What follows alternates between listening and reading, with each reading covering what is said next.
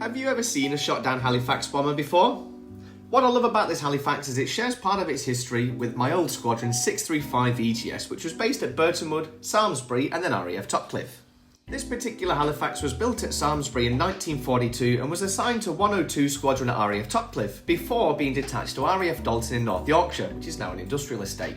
The aircraft would then be ferried to RAF Linton-on-Ouse for upgrades, which was home to another Volunteer Gliding Squadron, 642 VGS. In April 1942, the aircraft was ferried up to RAF Kinloss in Scotland in preparation for the attacks on the German battleship Tirpitz, which was residing in Norwegian waters and was a grave threat to Allied shipping convoys traversing the Atlantic.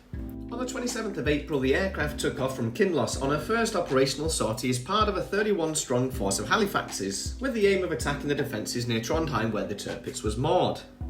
The force was joined by 12 Lancasters, and shortly after midnight the aircraft entered a shallow dive to 200 feet to release a number of mines.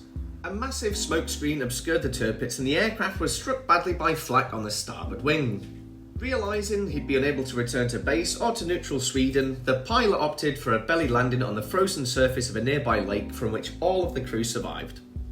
The aircraft then sank through the ice and was left untouched until 1972, when it was discovered by members of the RAF Sub Aqua club.